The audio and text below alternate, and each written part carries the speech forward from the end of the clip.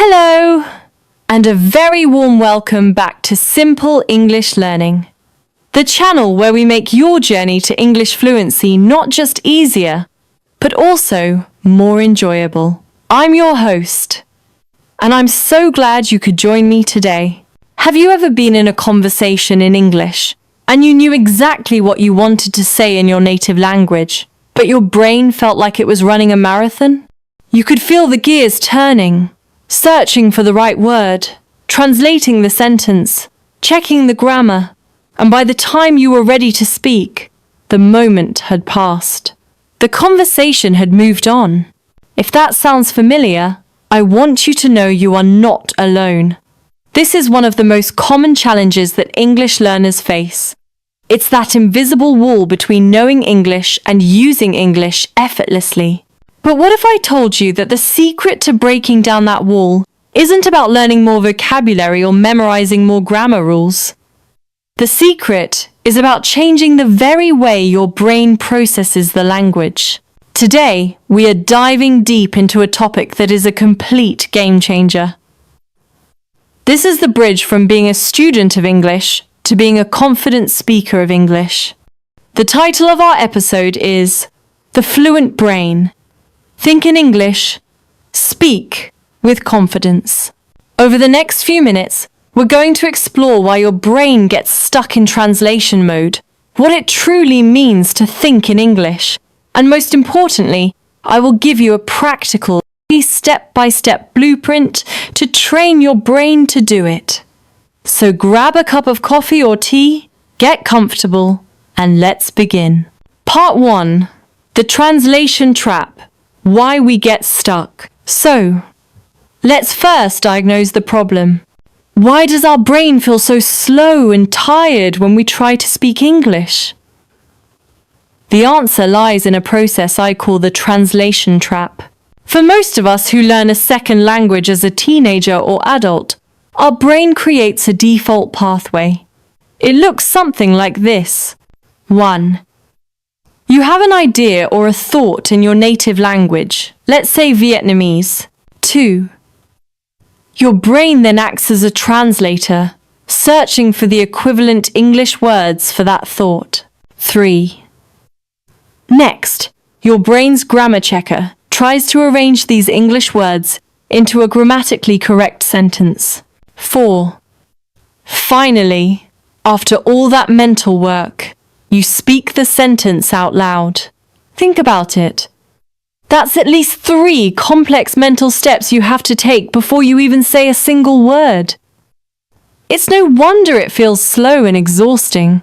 Imagine trying to drive a car, but for every single action, turning the wheel, pressing the pedal, checking the mirror, you first had to read the instruction in a manual, translate it, and then perform the action.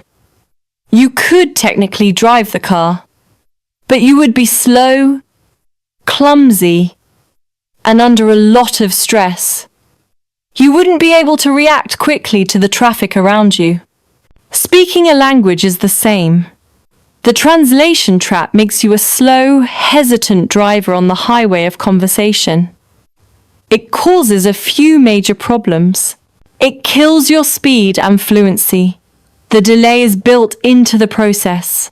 Fluent conversation is fast-paced, and the translation step makes it almost impossible to keep up. It creates unnatural speech. Languages are not direct word-for-word translations of each other. Every language has its own rhythm, structure, and idioms. When you translate directly, your sentences can sound robotic or strange to a native speaker. For example, in Vietnamese, you might say something that translates to, "I wish you have a lot of health." A native English speaker would almost always say, "I hope you're doing well," or simply "take care." It drains your mental energy. Your brain is working twice as hard, constantly switching between 2 languages. This is why you might feel completely exhausted after just a 30-minute English conversation. It increases your fear of making mistakes. Because you are so focused on getting the translation and grammar perfect, You become terrified of saying the wrong thing. This fear is what paralyzes us and stops us from speaking at all. So, if the translation trap is the problem, what is the solution? The solution is to build a new, direct pathway in your brain. A pathway that goes straight from an idea to English speech. This is the essence of thinking in English. Part 2. What does it really mean to think in English? When I say think in English, many students imagine a very complicated process. They think it means that 100% of their inner thoughts must suddenly be in English. That sounds intimidating, right? Let's simplify it. Thinking in English doesn't mean eliminating your native language from your brain.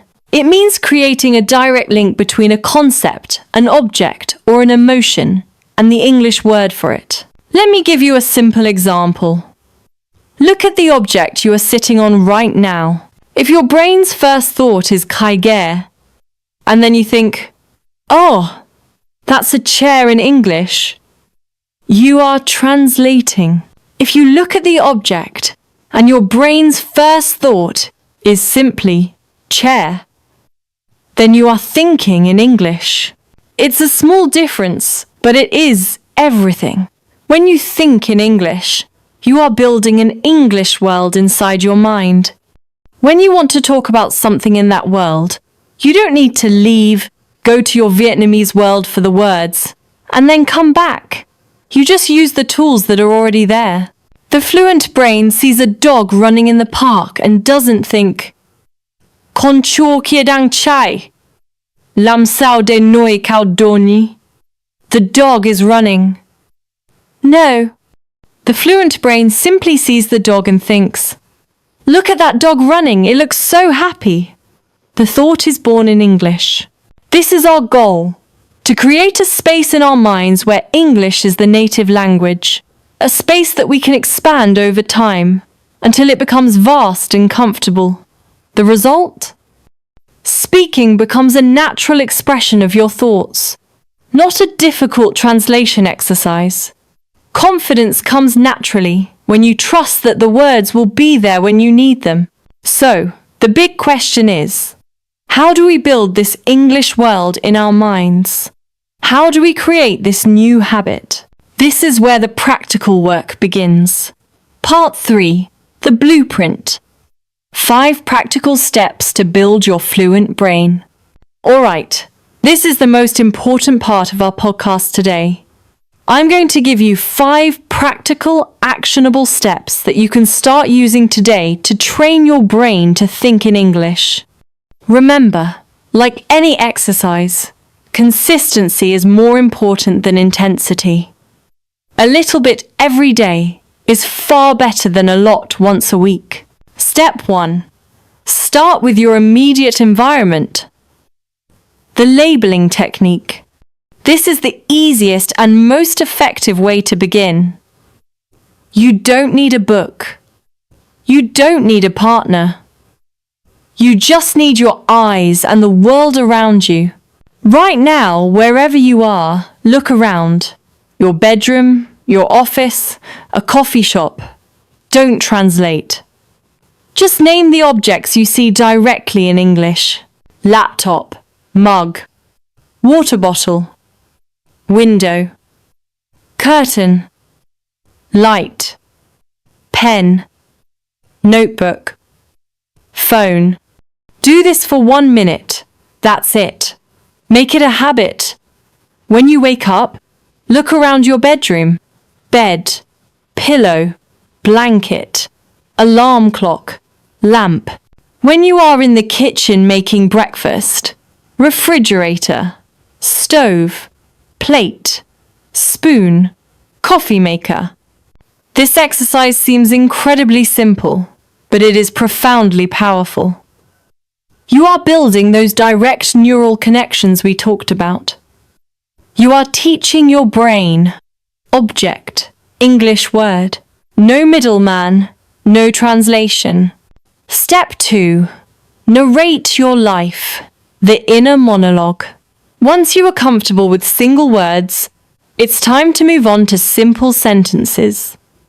You are going to become the narrator of your own life story, but silently, in your head. As you go about your day, describe your actions in simple English. When you're getting ready in the morning, I'm waking up now. I need to brush my teeth. I'm walking to the bathroom. This water is cold. Now, I'm choosing my clothes for today. I think I'll wear the blue shirt. When you're making lunch, I'm hungry. What should I eat? I'm opening the fridge. Oh, there are some eggs. I will make scrambled eggs. I need a pan and some butter.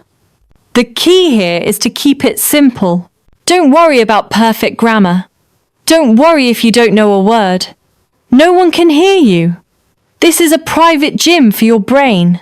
This practice gets you comfortable forming English sentences without the pressure of a real conversation. Step 3.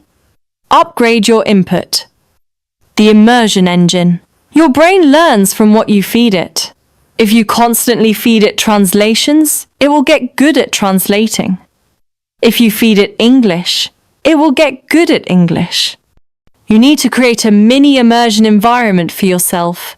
This is easier than you think.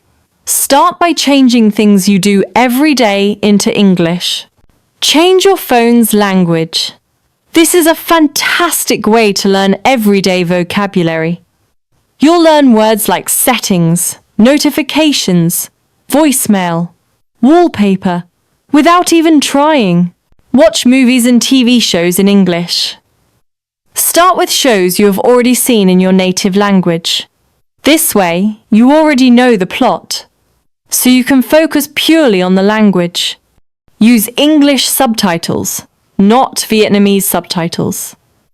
The goal is to connect the spoken words with the written English words. Listen to English. Find podcasts, audiobooks, or YouTube channels like this one on topics you genuinely love. If you love cooking, find a cooking channel in English. If you love football, listen to English sports commentary. When you are interested in the topic, your brain absorbs the language much more effectively. It stops feeling like studying and starts feeling like fun. Step 4. Think in concepts, not definitions. The word association method. When you learn a new vocabulary word, what is your first instinct? It's probably to look up its meaning in Vietnamese. This reinforces the translation trap. I want you to try something different. When you learn a new word, for example the word vibrant, don't just learn that it means soi dong or ruk rur. Instead, create a web of associations in English. Look up vibrant in an English dictionary for English learners, like the Oxford Learners Dictionary. Read the simple English definition. Look at example sentences. The city has a vibrant nightlife. She loves to wear vibrant colors like red and yellow. Look up images for the word vibrant on Google Images. You'll see pictures of colorful festivals, bright cityscapes, and vivid paintings. Now, you don't just have a translation. You have a feeling, an image, a concept connected to the word vibrant. The next time you want to describe a colorful market, your brain will think of that concept, and the word vibrant will pop up naturally. Step 5. Create a no translation zone. Active practice. This final step involves active speaking. You need to set aside a small amount of time each day where you promise yourself you will only use English. Set a timer for just 5 minutes. Choose a simple topic, like, what did I do yesterday? Or, what are my plans for the weekend? For those 5 minutes, you must speak out loud. The most important rule is, you are not allowed to use your native language. What happens if you don't know a word? This is where the magic happens. You have to find a way to describe it in English. For example, if you forget the word corkscrew for opening a bottle of wine, You can't just give up. You have to say, I need the tool you use to open a wine bottle. It's metal and you twist it. This forces your brain to become resourceful in English. It's like taking the training wheels off a bicycle. It might be wobbly at first, but it is the only way to learn how to balance. You are learning to navigate your thoughts within the language itself, which is a crucial skill for fluency. Part 4. The result. Speaking with confidence. So, what happens when you practice these techniques consistently? Slowly but surely, the old, slow translation pathway in your brain becomes weaker. The new, direct pathway from idea to English becomes stronger. It becomes a superhighway. Thinking in English is not the goal itself. It is the vehicle that takes you to your true destination. Speaking with confidence. Confidence doesn't come from knowing every single word or grammar rule. True confidence comes from trusting your brain to find a way to express itself. When you think in English, you speak more quickly and smoothly. The hesitations and long pauses start to disappear. Your speech becomes more natural and authentic. You start using phrases and sentence structures you've absorbed through immersion, not just from a textbook. Your fear of mistakes decreases dramatically. Because you're not trying to be a perfect translator, you become more focused on communication, on simply getting your message across. And finally, you start to enjoy the language. It stops being a difficult academic subject and becomes a part of you, a tool you can use to connect with people, to share your ideas, and to explore a whole new world. So, there you have it. The blueprint for building a fluent brain. We talked about the translation trap that holds so many learners back. We defined what it truly means to think in English. And we outlined 5 practical steps you can start today. Labeling your environment, narrating your life, immersing yourself in English input, learning words through concepts, and creating a no translation zone. My challenge for you this week is to choose just one of these techniques and practice it for 5 to 10 minutes every single day. Maybe you'll start labeling objects in your kitchen, or perhaps you'll narrate your commute to work in your head. Whatever you choose, be patient and be kind to yourself. You are fundamentally rewiring your brain. That takes time, but I promise you, the results are more than worth it. Let me know in the comments which technique you are going to try first. I would love to hear from you and support you on your journey. Thank you so much for spending your time with me today here on Simple English Learning. Keep practicing, stay curious, and remember that every small step you take is a step towards fluency. Until next time, take care.